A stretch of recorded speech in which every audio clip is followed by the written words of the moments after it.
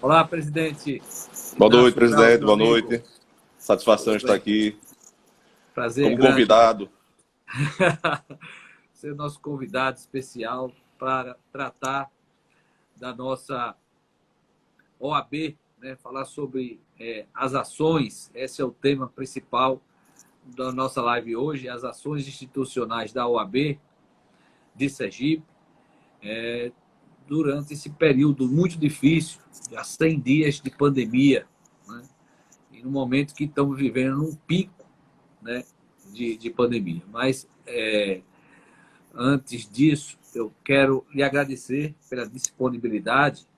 Eu fui presidente e sei o quanto é assoberbado, né, o tempo, a agenda de um presidente da OAB. E você, de forma muito generosa, concede esse tempo para estar aqui entre nós.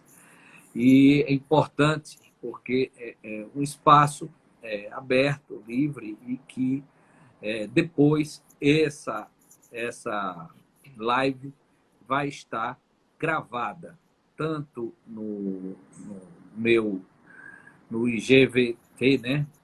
IGVT, GTV. parece, GTV do Instagram, como no meu novo canal do YouTube. E por falar nisso, eu peço a todos e a todas que assistem essa live que me ajudem a viabilizar um programa ao vivo no YouTube. E pelas regras, esse programa ao vivo do YouTube, que eu quero chamar de Café Quente, para tratar de assuntos muito interessantes e polêmicos, né? Ele só pode ser feito depois de 1.000 inscritos. Eu abri tem 3 dias, já temos mais de 250 inscritos, e eu peço a ajuda de vocês se inscrevendo e também pedindo aos amigos para se inscreverem. O link está logo embaixo da minha foto no Instagram, no chamado bio, né, na minha biografia. Tem lá, clica ali no canal do YouTube, se inscreve e pede também aos colegas e amigos para se inscreverem. Então, essa live estará lá gravada no YouTube e no meu Instagram. Nós amanhã vamos tratar também uma outra live bastante interessante sobre uma discussão que hoje permeia não só Sergipe, como todo o Brasil, que é, diante desse pico da alto índice de coronavírus, o Brasil já passa de 1 milhão de casos oficialmente confirmados. A gente sabe, toda a ciência diz isso, que é muito mais por conta da subnotificação, né? E passamos mais de 50 mil mortes, se é o caso de flexibilização do comércio ou de lockdown. Quem vai tratar comigo sobre isso foi quem primeiro falou sobre isso em Sergipe, que é o defensor público Sérgio Barreto, amanhã às 18 horas.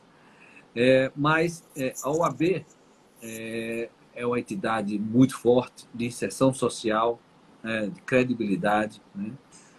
Porque é uma entidade que visa não só defender os interesses da advocacia, mas como defender a Constituição, o Estado Democrático de Direito, a justiça social, os direitos humanos, tudo isso não é retórica, mas faz parte da lei, a nossa lei, e das prerrogativas constitucionais, que é a OAB, que a sociedade conferiu à OAB, né? A Ordem dos Advogados do Brasil. E o presidente Inácio Kraus, ele desempenha um papel muito importante, né, em frente da nossa instituição. Tem sido um presidente dedicado, né, presente em todas as causas de interesses sociais e da advocacia. E nesta pandemia tem redobrado o seu trabalho. Não é brincadeira, não é fácil. Em uma pandemia, né, isso é inédito, né, uma entidade como a Ordem dos Advogados do Brasil continuar ativa, funcionando como assim, ativa, funcionando como está, né? Por que digo isso? Porque todos os cargos da OAB são voluntários, né?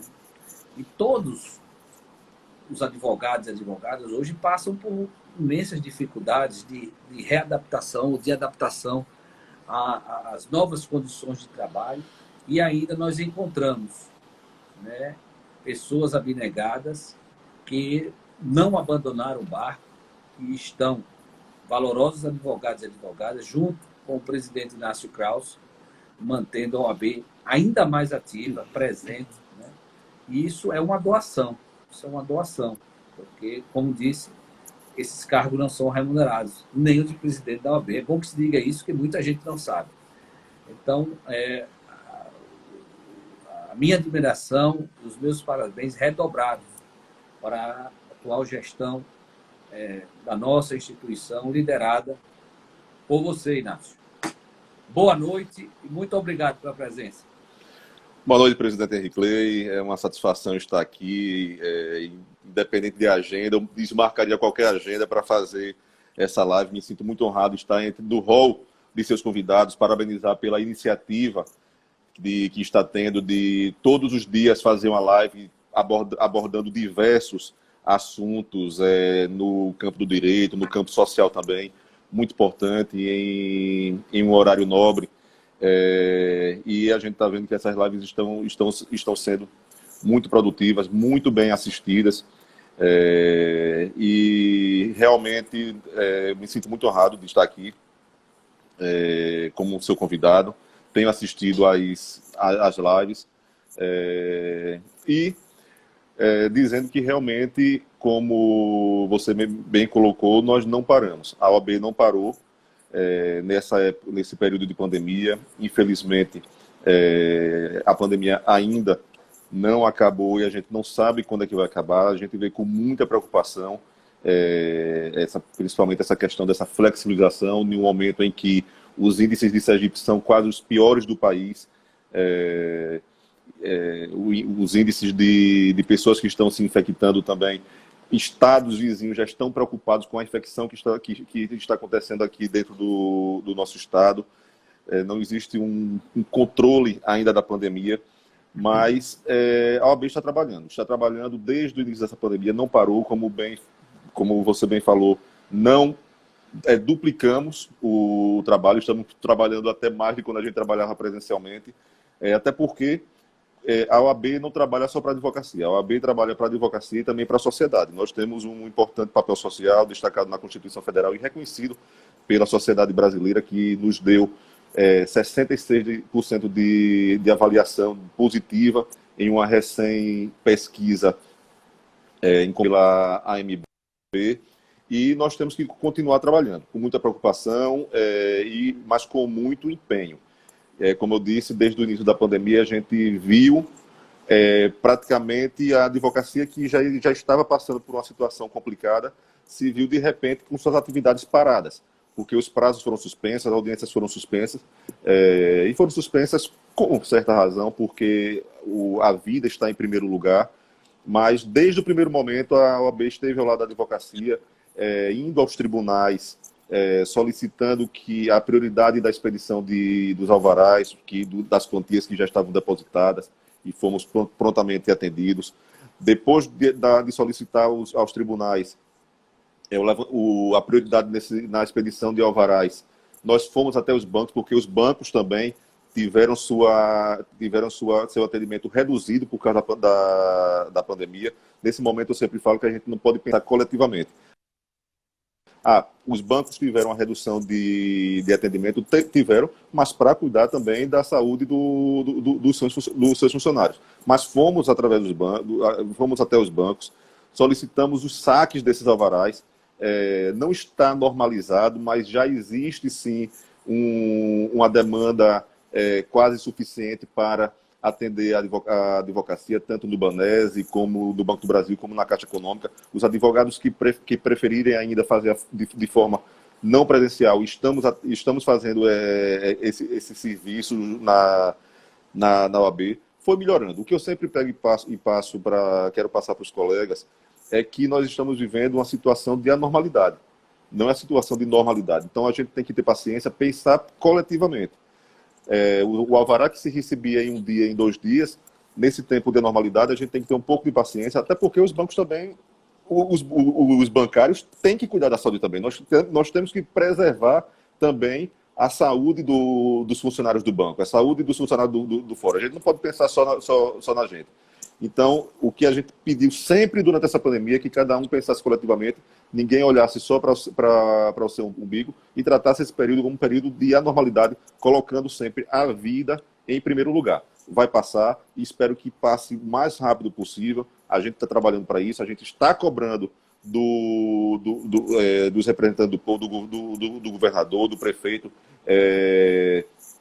atuação para que a gente passe rapidamente saia rapidamente dessa crise, dessa pandemia, mas a OAB sempre esteve junto da advocacia. Sabemos que a gente não vai fazer tudo, resolver tudo como se resolvia numa época de normalidade, mas pode ficar certo que empenho dessa presidência, da diretoria, do Conselho Seccional, dos Conselheiros Federais, e todas as comissões, todas as comissões estão trabalhando de forma unida para vencer essa pandemia, para resolver problemas da advocacia e da sociedade.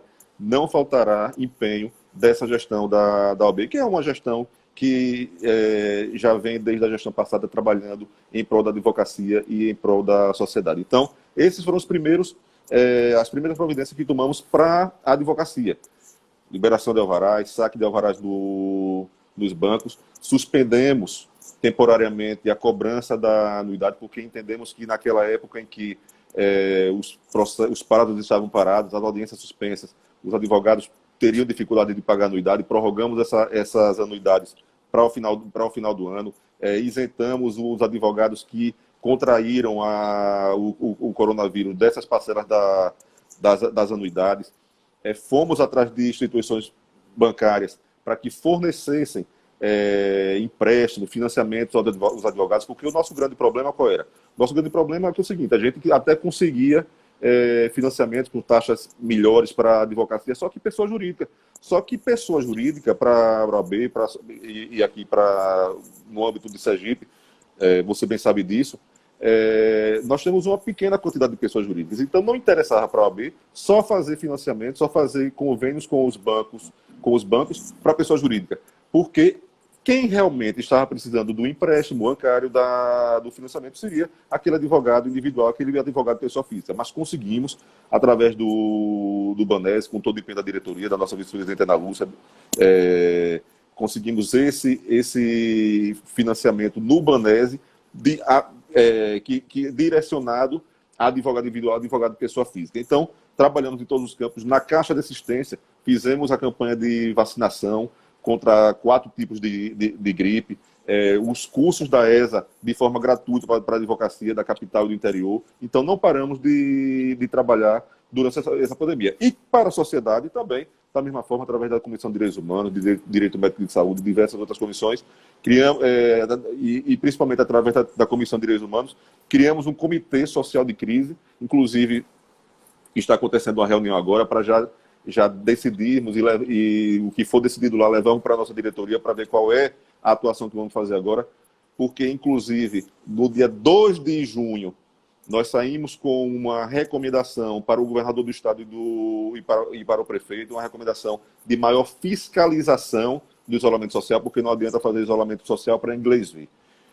Nós estamos há mais de 3 meses em isolamento social e a gente viu que o percentual de isolamento social aqui de Sergipe, de Aracaju, foi um dos piores do país. Então, o que a gente fez a recomendação do dia 2 ou 3 de junho foi que esse isolamento, já pensando numa possível flexibilização, já aventada pelo governador, é que desde aquele momento, como não tinha sido feito antes, que desde aquele momento deveria haver uma fiscalização nesse isolamento social. E, infelizmente, até hoje, a gente não viu essa fiscalização, continuou tudo fechado, tudo parado, e o isolamento social lá embaixo. Por quê? Porque não houve qualquer fiscalização por parte dos nossos governantes.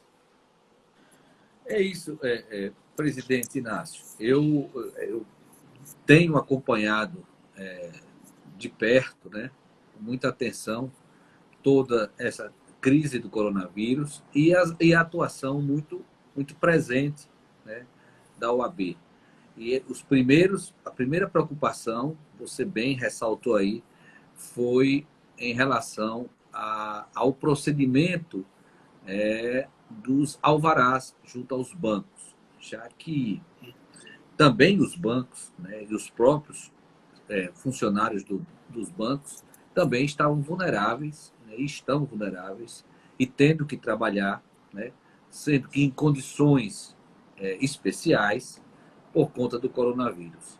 Mas a OAB tem que fazer esse papel corporativo, né, e até social, porque quando se fala em alvará, não se restringe aos honorários do advogado, mas ao próprio crédito do cidadão e da cidadã, que precisa daquele dinheiro, é um direito já reconhecido, que já está depositado no banco e precisa receber, né? Então, e nesse momento de crise, ainda mais é necessário esse crédito, esse direito que foi reconhecido e que já está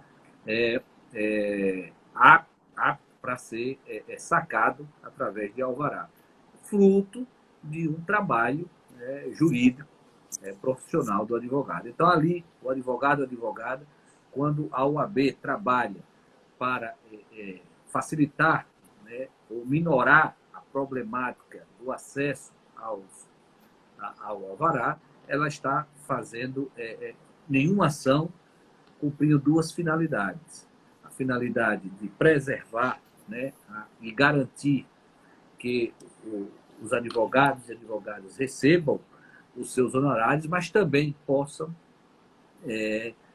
pagar, né, os créditos provenientes da ação aos seus clientes. E, portanto, quem se beneficia também são os cidadãos e cidadãs.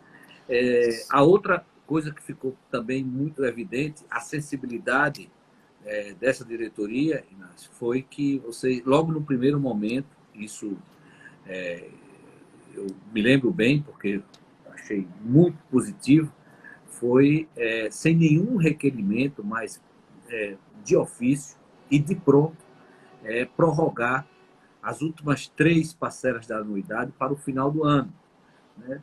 Tendo em vista que tudo parou, né, logo naquele primeiro momento. A gente sabe que a advocacia está passando por dificuldades, ainda mais agora com o coronavírus, mas em comparação a outras profissões, essa dificuldade é menor. Eu posso citar aqui, por exemplo, a odontologia. Os odontólogos que não têm emprego público, que só têm o seu consultório, está fechado há 100 dias, né? É uma profissão altamente de risco, de contágio. Então, situações bem piores. Enquanto que a advocacia, por conta do processo eletrônico, né, ainda pode trabalhar em casa, basta ter, né, um acesso à internet, a alguma estrutura tecnológica. É claro que não é o melhor dos mundos, mas a gente tem que se adaptar de alguma forma para poder trabalhar, né, e cumprir a nossa missão advocatícia. Mas, Inácio, você ia falar e eu quis dar ênfase a essas duas ações que você aqui relatou, porque eu achei elas duas muito importantes. Sem dúvida nenhuma, presidente Henrique Clay, quando a gente foi tratar tanto com os tribunais como com os bancos sobre os alvarás, obviamente que foi pensando não só no advogado, mas também nas partes, porque as partes às vezes esperam muito tempo, às vezes estão desempregadas, ou às vezes precisam daquele valor que está lá depositado, somente para... E só vai ter esse dinheiro. Principalmente numa época de pandemia que houve desemprego. Nós sabemos muito bem que houve demissões, que houve suspensões nos contratos de trabalho, e não só o advogado, mas as partes também tinham expectativa sobre esses valores que já estavam depositados. E quando a gente foi fazer o requerimento, claro que obviamente foi pensando na advocacia e nas partes. Quanto a gente viu tudo fechado pela OAB, pela pandemia, e obviamente que a preocupação da OAB, mais uma vez aqui eu repito, não é só com a advocacia, com a sociedade também. Nós fechamos também a OAB, certo? Mas não paramos de trabalhar. Preocupados com os nossos funcionários, colocamos nossos funcionários para trabalhar em teletrabalho, mas os serviços essenciais da OAB continuaram funcionando em forma de teletrabalho. E outra coisa, quanto a essa questão da suspensão das anuidades, foi um primeiro ato que nós fizemos quando teve a suspensão das audiências, quando teve as suspensões dos prazos, a prorrogação dessas anuidades, até porque nós temos uma preocupação, sim, porque a gente só, a OAB depende única e exclusivamente das anuidades pagas pelos advogados. Nós não recebemos outro tipo de verba. Nós nós funcionamos através somente do pagamento das anuidades dos colegas advogados. Nós não recebemos qualquer outra verba. Então, houve uma diminuição de arrecadação e graças a uma gestão austera que já vem desde a gestão passada, continuando por essa gestão, nós pudemos, mesmo funcionar, manter todos os 60 funcionários. Nós não suspendemos nenhum contrato de trabalho, nós não fizemos nenhuma demissão de nenhum funcionário, porque sabemos muito bem como são importantes os colaboradores da OAB para a advocacia e para a diretoria e conselho seccional e os conselheiros da OAB. Não era no momento difícil desse que nós iríamos abrir mão de nossos funcionários, tanto é que tem funcionários que têm 3 meses, funcionários do grupo de risco, que não vão na OAB, não trabalham, mas não estão trabalhando, porque são de grupo de risco, e temos toda a consideração por esses colaboradores que serve a advocacia. Então, nós não suspendemos nenhum contrato de trabalho, nós não demitimos nenhum funcionário, nenhum colaborador nessa época de pandemia, mas isso não aconteceu nas outras seccionais. Várias seccionais fizeram demissões de funcionários, fizeram suspensão de contrato de trabalho, mas nós temos um compromisso, não é só com a advocacia, nós temos também um compromisso com os nossos colaboradores, nós temos um compromisso também com a sociedade. Então, fechamos, entre aspas, a OAB de forma presencial, a gente depende da autorização e da evolução da pandemia, porque a gente não pode nada ser tratado de forma estática. Sempre eu digo que essa pandemia não é estática, essa pandemia é dinâmica. Hoje pode estar bom, mas amanhã pode estar ruim. Então a gente tem que ter muito cuidado e se basear por laudos e autorizações de profissionais da área de saúde. Essa questão de que todo mundo tenha de médico, a OAB não leva em consideração isso. Então o funcionamento normal da OAB de forma presencial vai depender de laudos e de estudos das autoridades da área de saúde. Então, e da mesma forma, do atendimento presencial, até para não colocar em risco os nossos colaboradores e também a advocacia que vai lá na OAB. Mas, com essa pandemia, com o retorno dos prazos, o retorno das audiências, surgiu um grande problema, que foi o início dessas audiências de forma virtual, das sustentações de forma virtual, porque de uma hora para outra, o CNJ, eu vou dizer CNJ porque os tribunais acompanharam o CNJ, colocou que o advogado fosse atrás de uma tecnologia, de um suporte de informática para que fizesse essas audiências. Nós fizemos intervenções de todas as formas, de forma a proteger a advocacia. Fomos até o CNJ, muitos pleitos da gente não foi atendido, como de outras seccionais também não foram, porque entendemos que existe ainda uma segurança jurídica para a realização de audiência de instrução.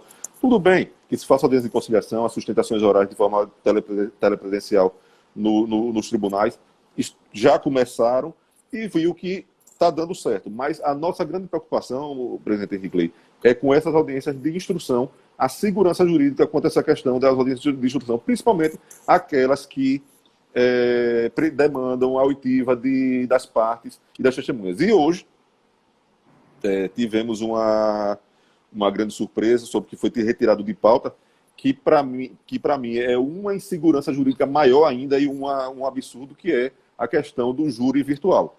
Porque como é que a gente vai garantir que os jurados não se comuniquem de um júri sendo de forma virtual? Então, eu acho o seguinte, eu acho que uma hora, mais cedo ou mais tarde, essa tecnologia, essa transformação digital iria chegar.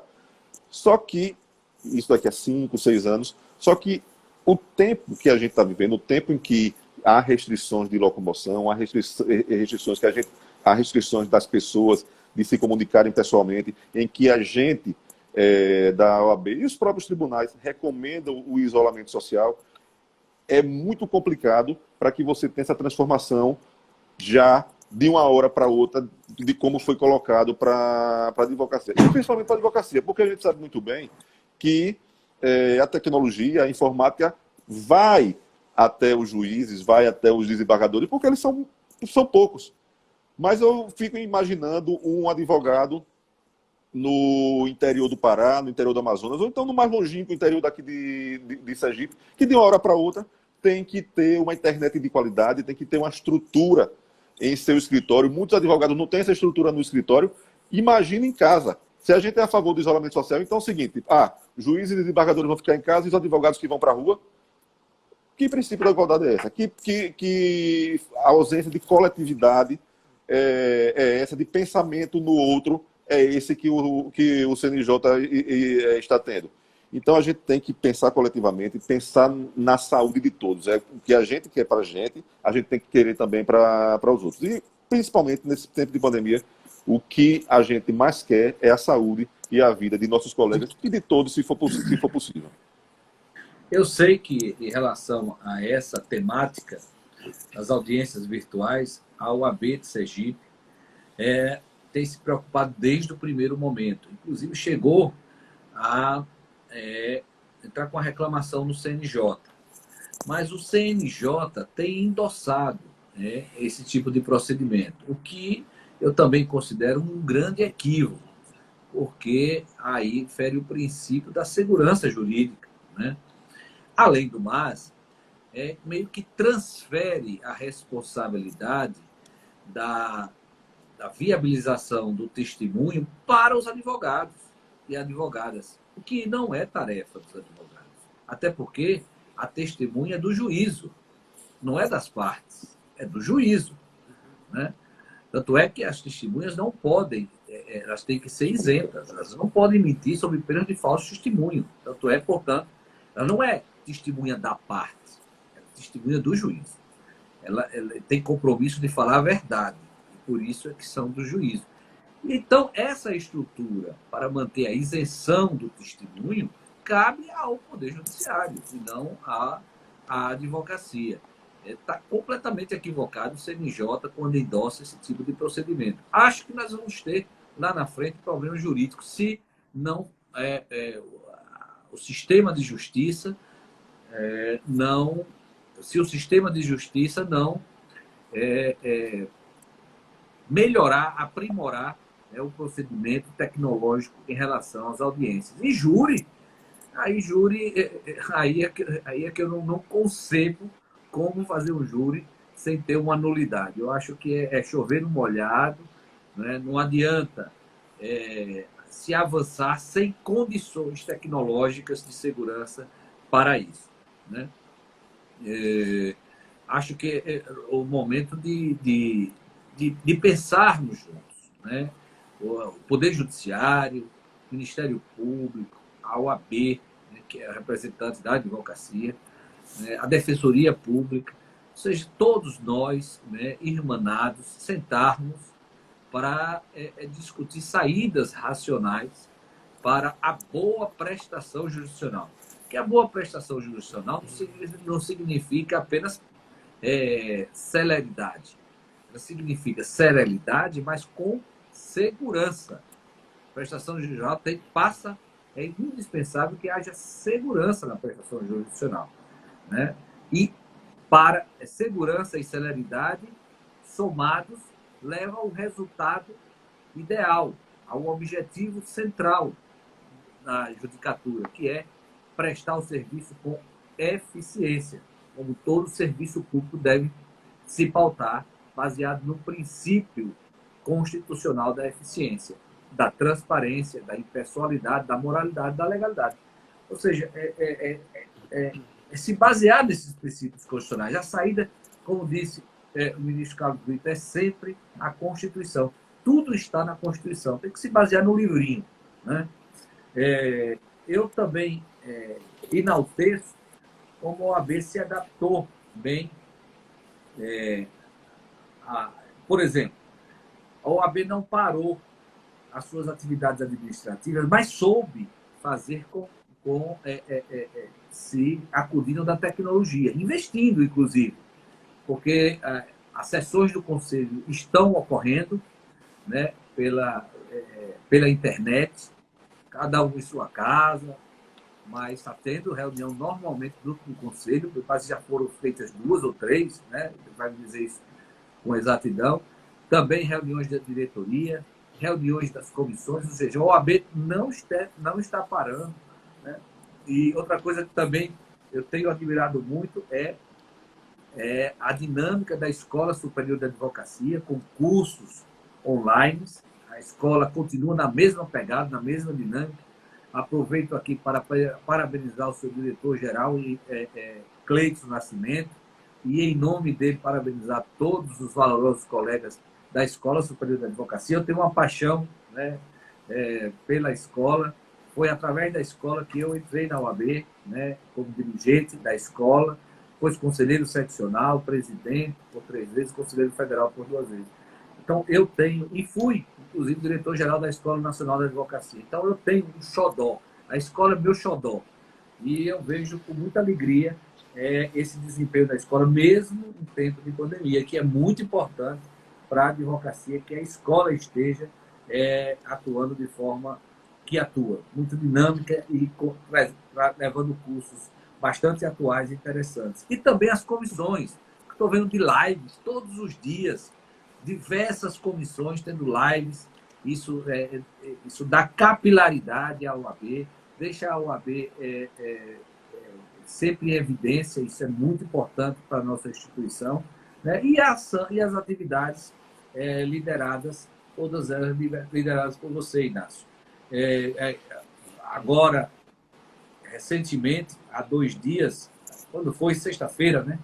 Sexta-feira passada, eu tive a honra de participar de uma sessão histórica, a solenidade de compromisso da entrega de novas até a entrega de novas carteiras, né? A solenidade do compromisso aos novos advogados, até isso não parou. A OAB fez um jeito de oficializar, né? De dar validade a uma sessão de compromisso de entrega de carteiras, ou seja, para que os colegas não ficassem parados esperando a normalidade, porque isso seria muito prejuízo para eles. E sexta-feira eu tive a oportunidade, ao seu convite, de fazer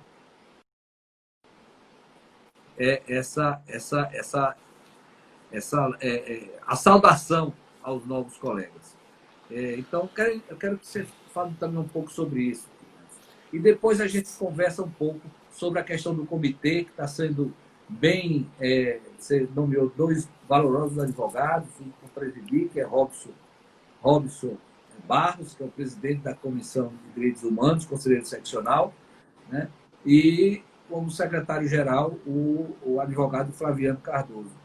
E com demais entidades tem debruçado e discutido soluções ou para contribuir com soluções no combate ao coronavírus. Vamos tratar sobre esses 2 assuntos. Sem dúvida nenhuma, presidente. O primeiro, já passaram aqui, eu estou vendo aqui, passaram vários colegas advogados e várias pessoas aqui queridas da gente que estão assistindo essa live, e toda a diretoria, Ana, Aurélio, Davi, Andréa, vários conselheiros seccionais, nossa presidente da Caixa, Hermosa França, também aqui nos assistindo. Mas eu fiquei aqui... Hermosa também, a Hermosa é uma guerreira, de máscara, lá vacinando os colegas advogados, os seus dependentes. Hermosa, como é uma querida guerreira, com toda a diretoria, parabéns pelo desempenho da Caixa de Assistência. O presidente de regionais também aqui assistindo a gente, a Caixa de Assistência, inclusive, que colocou auxílio psicológico gratuitamente para os advogados e advogadas, que a gente sabe que a ansiedade tomou conta da sociedade nesse período de pandemia. Mas eu fiquei aqui muito alegre, presidente, de ver que quem está nos assistindo é a nossa conselheira federal, Glícia Salmeron, que está se recuperando do coronavírus. Então, fiquei muito feliz aqui. Ela não está falando em celular ainda, não está se comunicando ainda muito por WhatsApp, que está em seu repouso. Então, fiquei muito feliz de ver Glícia aqui nos assistindo. E veja, todas essas ações que o senhor colocou aqui, que foi feita pela OAB, são ações que foram compartilhadas. E isso daqui eu agradeço muito a nossa diretoria, ao Conselho Seccional, as comissões, que, como muito foi bem dito aqui, estão trabalhando triplamente, as comissões, os presidentes de regionais também. E quanto à questão da tecnologia, das sessões, da sessão virtual, das reuniões da comissão virtual, a gente teve que se adaptar. Porque, como eu disse, a OAB não podia parar. Então, nós adquirimos uma plataforma de reuniões, colocamos à disposição das comissões que aproveitaram, estão aproveitando essa plataforma para fazer suas reuniões das comissões, para fazer os eventos das comissões, também a Escola Superior de Advocacia. Fizemos pela primeira vez. Presidente, eu vou estar escutando, eu vou ter que colocar aqui na tomada o celular, porque a bateria já está acabando. Mas continue falando. Tranquilo. Eu vou sair aqui, porque senão vai arriar aqui a minha bateria. Continue aí. Então, as comissões trabalhando, fazendo as lives, fazendo suas reuniões, fazendo os seus webinários, a Escola Superior de Advocacia também fazendo diversos cursos.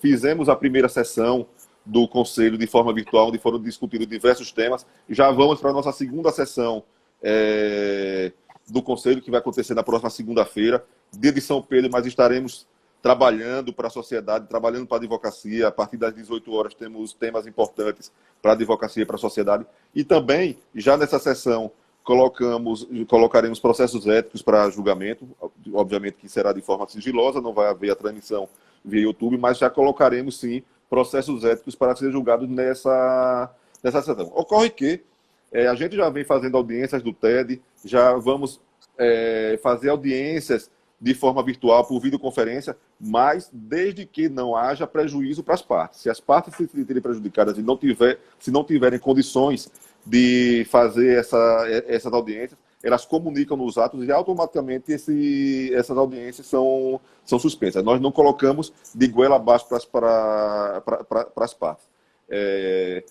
Voltando ao tema das audiências de instrução, da transformação digital, que foi nos colocada de uma hora para outra num período difícil, a gente tem que se adaptar sim, mas não pode também ser de forma assodada, para daqui a pouco não estar se gerando nulidades gerando nulidades nos tribunais, e o que poderia pegar e ser feito adequado, através do bom senso, pegar e virar um retrabalho. Quanto à questão do comitê, nós criamos um comitê social, convidamos diversas entidades, e diversas entidades também integraram esse comitê, como a Igreja Católica, através da Arquidiocese, o CONAL, alguns sindicatos, outras associações, inclusive o doutor Sérgio, que será ser entrevistado amanhã, estava nesse comitê também acompanhando, o doutor Alfredo também, que é defensor público. São quase 18 instituições nesse comitê que a gente avalia, faz recomendações à prefeitura, faz recomendações ao governador. Chegamos a uma conclusão de que, se houvesse realmente uma fiscalização no início, nós não estaríamos passando por isso, porque não basta colocar a culpa na população, que faltou conscientização na população. Não. A gente tem que ver também que nós estamos há 3 meses fechado de isolamento social, para inglês ver, mas nós cobramos desde o início uma fiscalização. Se nós tivéssemos uma fiscalização efetiva no primeiro mês de fechamento da economia, que foi determinado o fechamento da economia, do comércio, nós hoje poderíamos estar numa situação como Florianópolis. Florianópolis deu certo. Mas não adiantou pegar e vamos fazer o fechamento da cidade, da economia, do comércio, de escritórios, e só para se adaptar para os hospitais ter aumento de leito. Só que é o seguinte, a gente reconhece sim o trabalho do governador na disponibilização de leitos de UTI, mas vai chegar um momento que não vai ser possível mais criar leito de UTI e o número de contaminados vai aumentar, o número de infectados vai aumentar. E o que fazer agora? Então, esse é o trabalho do comitê. Hoje está acontecendo agora uma reunião, já é a 6ª ou 7ª reunião que acontece no comitê, para ver quais outras recomendações e quais medidas a gente pode tomar. A gente já sabe muito bem, e isso daí não é novidade para ninguém, que a questão de fechar ou não é ato do Poder Executivo. Isso, inclusive, já foi decidido até pelo STF, quando, inclusive, na semana retrasada, houve uma ação da OAB da Paraíba para a reabertura do escritório, para que a advocacia fosse colocada em atividade essencial. Houve uma vitória no primeiro grau, mas o ministro Dias Toffoli cassou a liminar e manteve fechada os escritórios e a advocacia dizendo que era ato do Poder Executivo, que o Judiciário não poderia interferir. Então a gente vê com muita preocupação, mas é uma preocupação que foi avisada. Não é surpresa para a OAB, porque lá no dia 2 nós mandamos uma recomendação que, se fosse feita a retomada, como anunciou o governador na semana passada, que fosse feita uma fiscalização efetiva desse isolamento. E realmente a gente não viu, pelo contrário, a gente viu mais gente na rua. Eu tenho, na minha visão, eu tenho dito o seguinte, que com esse isolamento social, do jeito que foi feito no Brasil, não funcionou. Não funcionou por vários motivos. Porque o isolamento meia-boca, né, você chama para inglês ver, eu chamo meia-boca, né, que é a mesma coisa, ele só funciona, só tem condições de funcionar para quem tem dinheiro ou quem tem condições de trabalhar em casa. Primeira coisa, o governo federal não adota a estratégia do isolamento. Muito pelo contrário, boicota, quando deveria dar as condições, as garantias sociais, a assistência social necessária para que as pessoas que não conseguem trabalhar em casa e que são pequenos empreendedores tenham condições de sobrevivência. É a primeira coisa. O governo não faz esse dever de casa, como fazem diversos países, né? Inclusive aqui vizinho na Argentina. A segunda coisa, nós não fizemos lá no início um lockdown. Os países que fizeram lockdown no início já estão saindo da crise, retomando com segurança, com planejamento, né, racional, a sua economia. Posso dizer que o país que menos sofreu na Europa foi Portugal. Portugal foi quem soube melhor tratar com eficiência, no momento certo, fez o lockdown e hoje está retornando e teve poucas perdas de vida. Né? Portugal é um exemplo na Europa. Né? Na Argentina, diz que o pico da Argentina é agora, tem 1.000 mortos. Aqui nós já passamos de 50 mil mortos. Né? Então, não houve essas garantias. Além da própria questão estrutural da sociedade brasileira, muita diferença social. O sistema de moradia é muito precário para a maioria da população brasileira. Nós sabemos que nas cidades, nas periferias da cidade, nas favelas, é muito difícil você manter em um casebre 8, 10, 12 pessoas isoladas por 100 dias. Né? Então, assim, essa política, isolamento só fica em casa, é discurso para classe média e classe alta, que tem condições de ficar em casa, e classe média aqueles que têm condições de ficar em casa. E também o seguinte, sem a preocupação de preservar os empregos das pessoas. E como é que preserva os empregos das pessoas? Subsidiando as pequenas, a micro e médias empresas. O governo federal tem condições de fazer isso. Né? Não deixar que essas empresas venham à falência e que estão indo à falência. Né? Eu vejo empreendedores aí desesperados, chorando por conta 100 dias parados. Não tem empresa pequena e média que aguente. E isso, você sabe que no Brasil, quem mais emprega são as pequenas, micro e médias empresas. Então, também o desemprego cresce aos milhões. Né? Há até uma tendência, uma análise estatística de que nós vamos sair dessa pandemia com cerca de 30 milhões de desempregados, e entramos com 12. E hoje já são 15. Então, é uma questão dramática. Né? Ao mesmo tempo, retomar a economia nos moldes que estamos retomando não vai funcionar tanto quanto a forma de isolamento que nós adotamos. Por que não vai funcionar? Porque não tem um plano de saída seguro, está saindo de qualquer jeito, e não tenho dúvida que daqui a 10 dias, por força da conjuntura, o comércio vai ter que fechar de novo. Ou vamos abrir o shopping, o comércio, com as pessoas morrendo nas calçadas dos hospitais. Né? Porque o plano não pode ser baseado apenas em leitos de UTIs hospitalares. Né? Porque, por mais esforço que se faça para ampliar o leito de UTI, se a reabertura for sem fiscalização, sem um planejamento seguro, sem testagem, né?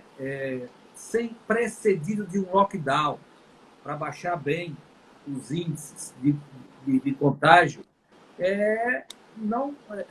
facilmente, em 10, 15 dias, esses leitos estarão superlotados. Né? E, portanto, é o caos. Então, vamos ter que voltar ao isolamento, fechar de novo as portas do comércio em situações bem piores. E isso é muito ruim para a economia. 2 discursos que o presidente Bolsonaro faz que são falaciosos, que são falsos, fake news. O primeiro é criar a dicotomia, o conflito entre economia e saúde. Isso não existe, porque não existe economia saudável num país com o povo doente e morrendo. Não tem essa história de quem defende a economia, os empresários que defendem o retorno do comércio, não estão preocupados com a vida. Isso é falso. Né? Isso é leviano dizer que os empresários, porque querem sobreviver às suas empresas, não se preocupam com a saúde das pessoas. Como também aqueles que defendem o isolamento para preservar a vida, é falso dizer que eles não estão preocupados com a economia e querem mais a falência das empresas. Isso não existe. É possível fazer um plano coerente, eficiente, em que una, né, em que se coadunam os 2 interesses, porque isso já foi feito em outros países que deram certo. E a outra falácia é dizer que é o isolamento que causou a crise econômica e a quebradeira das empresas. Não é o isolamento, é o coronavírus. O isolamento é apenas uma estratégia de combate ao coronavírus, uma das estratégias. Mas o importante nesse momento é investir nos testes, nas testagens também. Né? E quem sabe até um lockdown, porque já que nós perdemos o controle, nós estamos com uma curva ascendência, se reabrirmos agora, sem dar uma baixada, sem um lockdown de pelo menos 10, 15 dias para dar uma baixada, mas um lockdown com um plano de saída. Porque não há ninguém que aguente, nem empresa que aguente ficar isolado até que a vacina chegue. Porque nós só vamos ter vida normal depois que tomarmos a vacina. Não vamos nos iludir. Né? Então, enquanto isso, nós precisamos administrar essa batalha do coronavírus com unidade política e social e com a ciência. É isso que eu penso. Infelizmente, presidente Henrique Clay, essa fiscalização efetiva foi enviada tanto para o governador como para o prefeito dia 2 ou 3 de junho, quando se pensava em voltar à reabertura do comércio.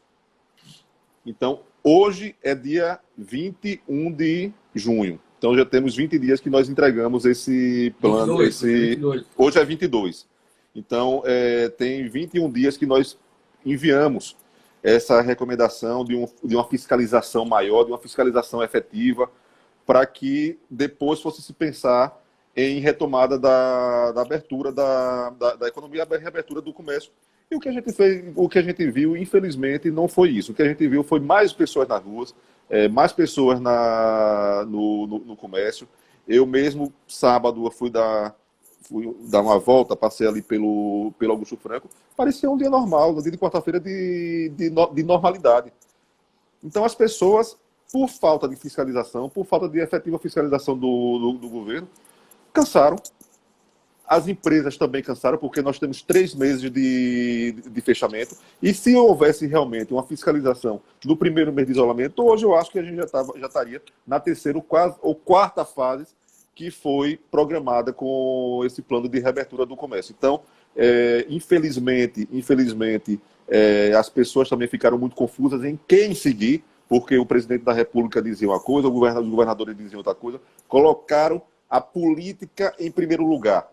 Colocar a politicagem como prioridade, ao invés de pegar e tratar como prioridade essa pandemia, essa causa de saúde pública, que realmente é a prioridade nesse momento. Nós, infelizmente, a gente viu, foi guerras em diversas arenas do campo da política, e que continua sendo essa guerra, e que parece que ainda não colocaram na cabeça que a nossa guerra, o nosso principal inimigo, que a gente deve combater de forma coletiva, é essa pandemia. Agora, o que interessa do combate de forma coletiva é a pandemia, e isso os políticos têm que ter a sua cabeça como prioridade. Se não tiver prioridade durante esses 3 meses, a gente está vendo que os casos aqui em Sergipe, casos em outros estados do país estão aumentando. Possa ser que tenha uma segunda onda, espero que não. Eu sou uma pessoa otimista, mas também sou realista. Não gosto de trabalhar com o abstrato. Então, a gente tem que se conscientizar, tem que ter conscientização da população. Faltou conscientização da população, mas a gente não tem que colocar sua culpa na população, na sociedade, não. A gente tem que colocar, sim, culpa, até porque nós elegemos nossos representantes para representar a gente, para agir, principalmente em momentos difíceis. E o que a gente viu realmente foi que a politicagem foi colocada acima do combate ao coronavírus, do combate à pandemia, e que houve falha, sim, na fiscalização nessa questão do isolamento. Infelizmente, isso aqui a OAB já é solidária a todas as famílias que perderam entes queridos nessa pandemia. A gente espera muito e torce muito e reza muito para que isso passe de uma forma rápida, que a gente não tenha mais perdas, como a gente está tendo, perdas frequentes, vendo pessoas cada vez mais ficando infectadas, principalmente aqui em Sergipe. Faltou, sim, a testagem. Se a gente tivesse feito uma testagem no início da pandemia, poderíamos estar em outra situação. Espero que não se traga para o Brasil o que foi dito nos Estados Unidos, que é para parar com as testagens, para os números não aumentarem, porque a gente tem que importar as coisas boas, não são as coisas ruins. E torcer que passa rápido e que os políticos atuais caiam na real, que o principal inimigo, a principal prioridade agora é o combate a essa pandemia. Nós já somos reconhecidos mundialmente como o país que pior soube lidar com o coronavírus, sobre combater o coronavírus. E hoje nós somos o epicentro no mundo do coronavírus, junto com os Estados Unidos. Por coincidência, 2 presidentes que se identificam. Mas nem os Estados Unidos querem mais receber brasileiros, e a Europa também, por conta do descontrole, em relação à pandemia. Nosso país, infelizmente, está desgovernado, sem um plano de ação e com crise política diária provocada, infelizmente, pelo próprio presidente. Então, você vê aí fechamento de Congresso, fechamento do Supremo Tribunal Federal, bomba do Supremo Tribunal Federal, uma crise atrás da outra, política, em plena pandemia. Há mais de um mês que nós não temos ministro da Saúde, é o interino. O Ministério da Saúde foi transformado no quartel-general da cloroquina, quando a ciência diz que a cloroquina não cura. Nem os Estados Unidos querem mais, já está proibido nos Estados Unidos a cloroquina. Mandou tudo para cá de presente.